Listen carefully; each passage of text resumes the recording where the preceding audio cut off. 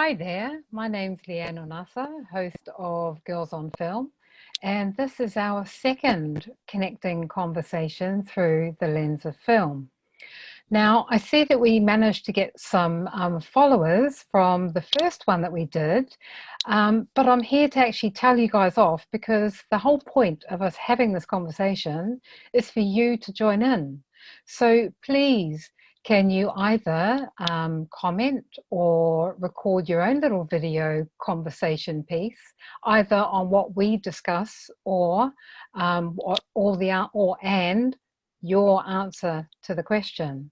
So please get involved. That's the whole point of doing this. So with that said, the question for this session is, what is the film that fundamentally shaped or changed you as a person? And we have with us today, so we've got 4 people in total today. We have Lalita, we have Katie, we have Jocelyn, and myself. So the first one of us that's going to answer that question is Lalita. Lalita, what is the film that fundamentally shaped or changed you as a person? Thank you, Leanne. So the movie that fundamentally shaped or changed me as a person would be MOANA. And the reason for that is, so 2016 was, I'm going to say pivotal, life-changing for me. And I was following a different trajectory with my life. And a friend of mine said, you have to watch MOANA. And we were going to watch it anyway because I have littles. But I watched it. I cried. I did. I cried watching MOANA. And for me, it was that I could break the good girl that society wants me to be, that I can chase my, I don't know if I want to call it dreams, aspirations, I would say, is a better word. My aspirations, and that I had a whole host of strong women who had walked in front of me, who were essentially leading me with love, and that I was safe to pursue the aspirations that my ancestors were not safe to pursue. And it made me realize my, I want to say privilege. It's a privilege to be in a position where you can chase your aspirations. So that was what MOANA did for me.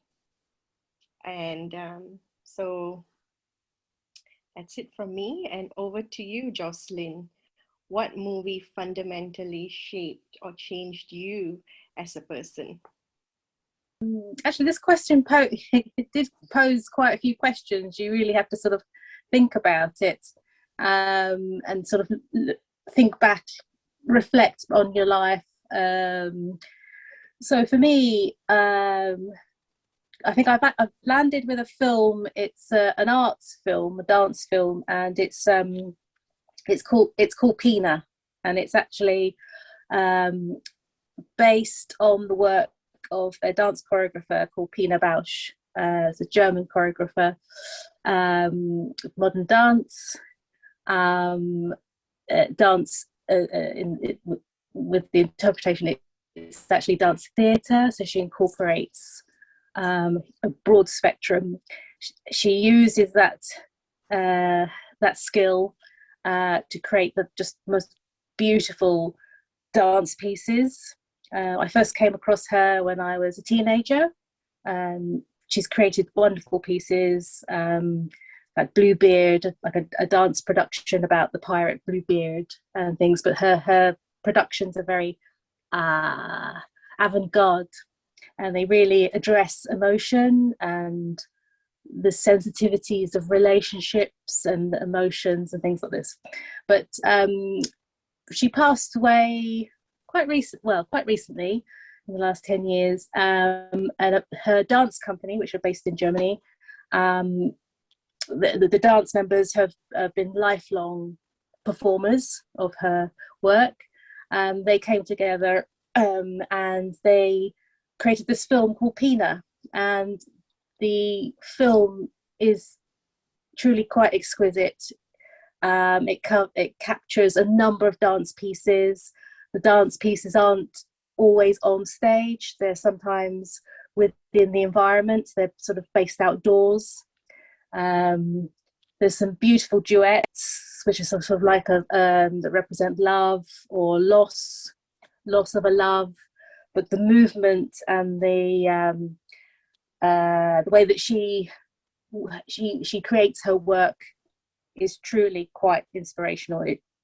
It touches touches everyone. You don't have to be a dancer. You don't have to be have a particular interest in dance. It just speaks to you, and that is that's a film that truly touched me. It's a film that I often do revisit. Some of her work is quirky, some of it is incredibly in depth, some of it's very strong emotions, but it's all very beautiful, and it's very it just leaves really strong messages with you. So that is my movie of choice, and it has impacted me because I do come from an artistic background, and I did train as a choreographer and a dancer. So I always sort of think that there is hope, actually.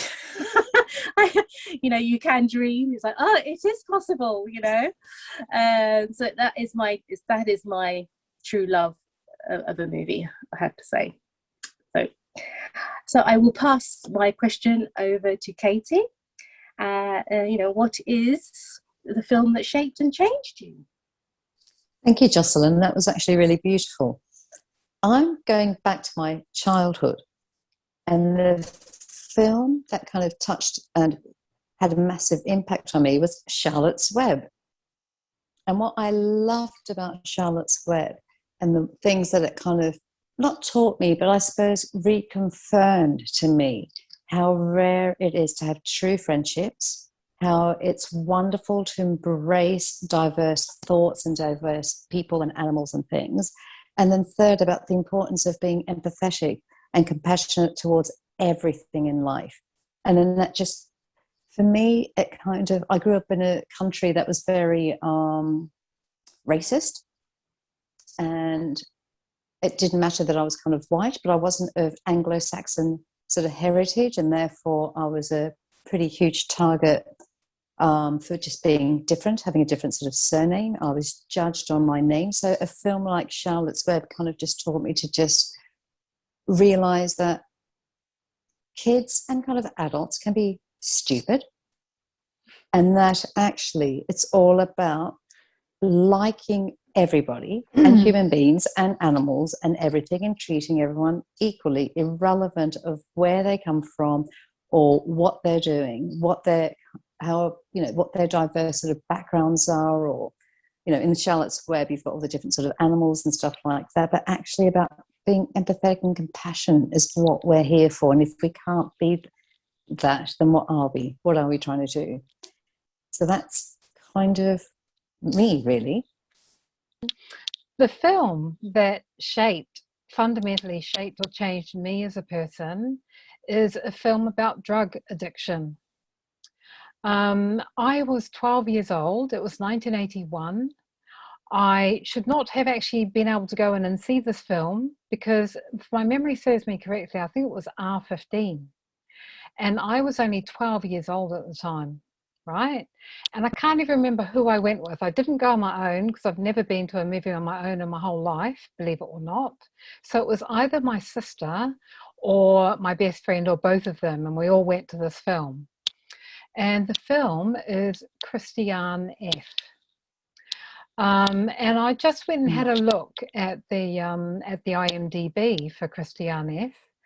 And I don't know if any of you are familiar with Requiem for a Dream by Darren Aronofsky.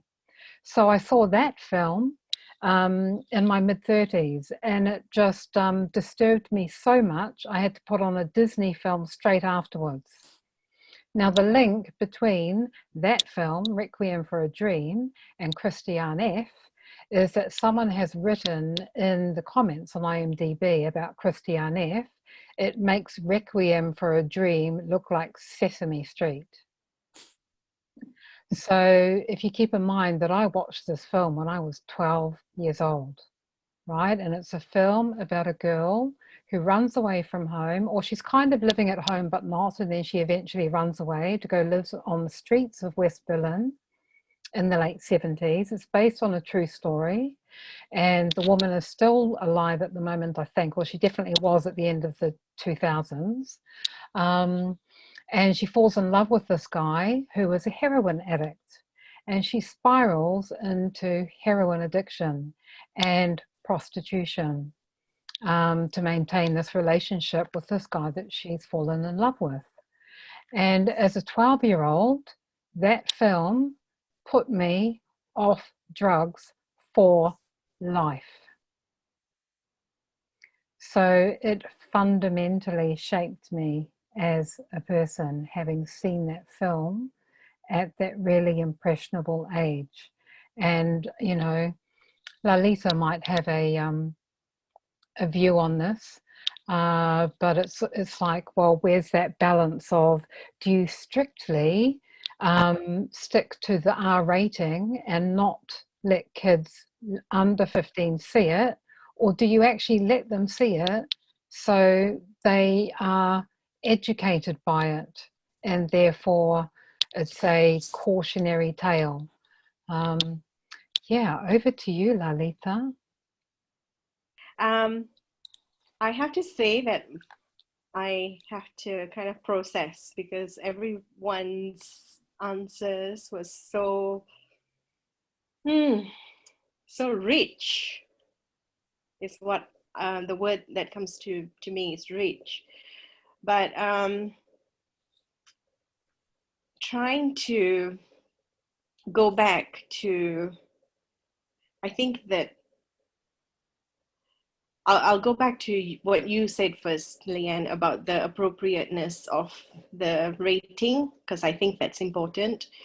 So I have a 13-year-old, and I have, I think, let him watch a couple of movies that are not 12 rated. And I think it's on a case by case and a child by child basis. Depends on the movie, and it depends on the child and how they're going to be able to process it, I think. And who's to say what's appropriate anyway?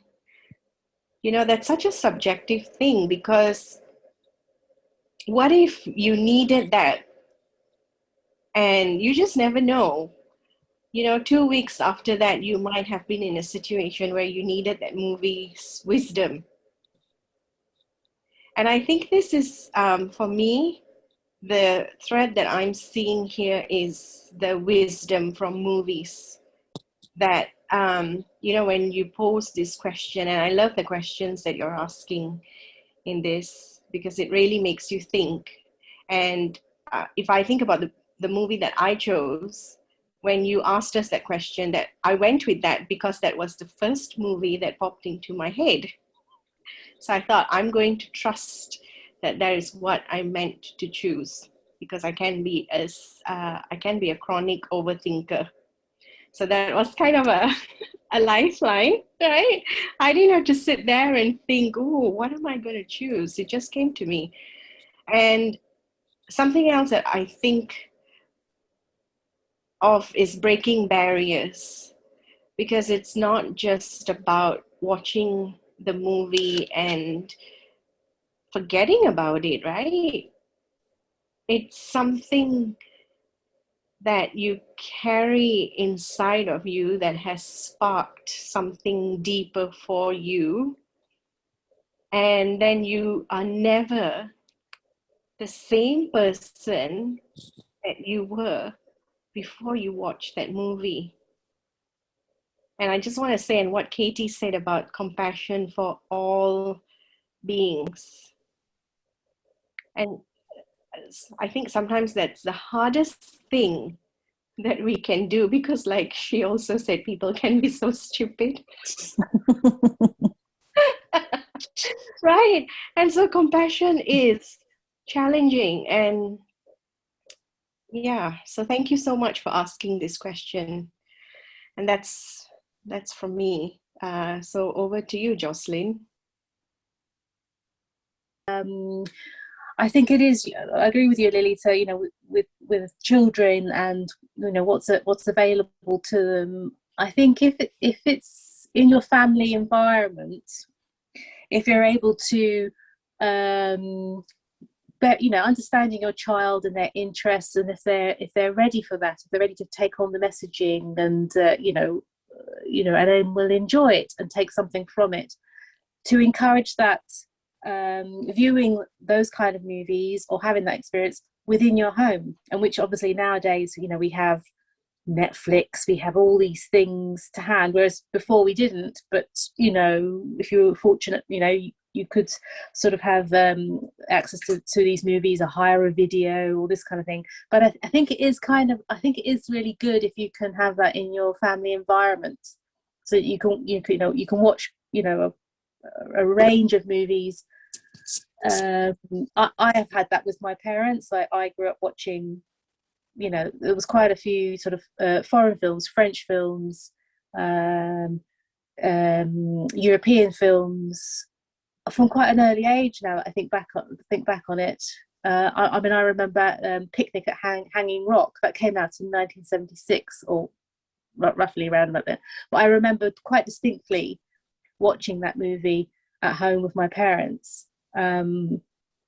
So when you're in that environment, you're watching a movie and you're learning, you're seeing things from different parts of the world, different dynamics and things, but you're learning that tool within your family environment to ask questions, to have the discussion with your parents. Why did that happen? What does that mean? If you've got that environment where you're able and comfortable to ask those questions within your family, and I think that's a really good place to be. So I do encourage that. So I think it is, I think it is good to kind of think about your child, or your niece or nephew and things. If there's a movie and you think that it would be really, if they want to watch something, or you think it would be really good for them, or it'll be educational or an experience, broadens the mind.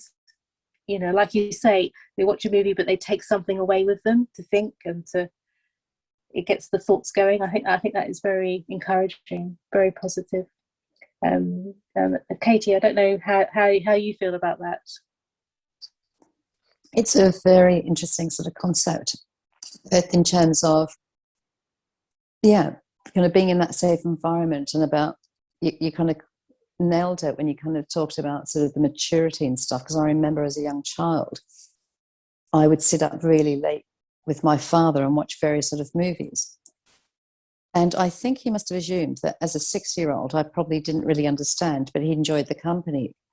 By the time I was 9, he then stopped allowing me, because I think he realized I actually understood and got what was actually going on. So he then changed those sort of boundaries as to what I was allowed to watch and what I wasn't allowed to watch. And I found it quite sort of frustrating that as a 6-year-old, I probably had quite a strong level of understanding as to what was going on and what I was getting from various sort of movies, including things like Kojak, for instance, which wasn't a movie, it was more of a series. But as a kid, it kind of taught me to appreciate my sort of ethnicity and kind of embrace it a little bit more. But as a 9-year-old, I thought it was very strange that my father decided I was now not allowed to sort of stay up late, and watch these late movies at midnight or whatever it was. And I think you're right, Lolita, in terms of every child is different. And kids of the same age will react differently. And it's about perception as well. It's about experience. And of course, it's genetics. It's not always about nature. It's also about nurture and everything else. But to me, we're all unique, we're all different, we are all human beings or from the animal kingdom, but our approach or what we take from the movie will vary depending on what we need or what we want or what we challenge ourselves with, or our own kind of demons that we're trying to kind of overcome and stuff. But I think kids should be exposed. And I agree, CHRISTIANE F was one of the films that we saw as young sort of children as well. Why we were allowed, I don't know, but we were, and loved it. In fact, my partner's favourite film of all time is CHRISTIANE F, which is very interesting, Leanne, that you kind of brought that up for very similar reasons. It was quite dramatic. And of course, that sort of dramatic kind of feeling does leave something with you for the rest of your life, whether it's a positive thing, whether it's a negative thing, it doesn't matter. It's just the fact that it's had an impact is what I think matters. So, yeah, Leanne, I'm not sure what your thoughts are on this, but I'll hand over to you. Well, it's funny that we've come full circle, and I just remembered the footnote that I forgot to share is that the song Heroes by David Bowie is the theme song for the film. He did the soundtrack for the film, and the character in the film takes her first lot of heroin after a David Bowie concert. So that song, Heroes, is deeply imbued with that whole story for me. Whenever I hear it, it's got all of those layers of, you know, sadness and tragedy and that life where she spirals just from being a, you know, 13-year-old girl to being a 14-year-old prostitute and heroin addict. Yeah. So to lighten it up a bit, MOANA, I love that that was your choice, Lalita. Obviously, I own MOANA. I was pleasantly surprised that they did such a good job in portraying the Polynesian culture. And I think it may be the only Disney film where there is not a prince involved that saves the girl, right? She is her own savior. And if anything, she has a love affair with the ocean, not with a boy or a man, which is like, yes, yes. And that kind of links to your film, Katie, Charlotte's Web, you know, reverence for all life. Yes, absolutely. And Charlotte's Web, I remember, I haven't seen the film, funnily enough. I've only read the book. And yeah, I cried my eyes out reading that book when I was a kid. And then Jocelyn, believe it or not, I was just looking for it. I have a copy of PINA because one of my friends gave me the film when I put together a dance show. She gave it to me. So yes, I know that film, and yes, the interpretive dance is amazing, amazing.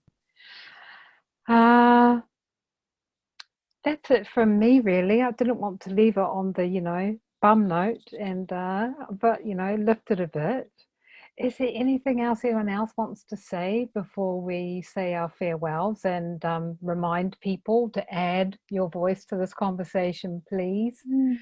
I was just going to say, you know, at the beginning when you said for people to get involved in the conversation, and it's such a lovely way of opening up dialogue, because when we don't talk to each other, we judge each other, don't we?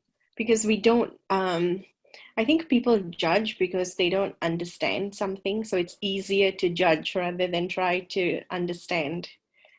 And I love that you're doing this, Leanne, because it's not just about film, it's about people.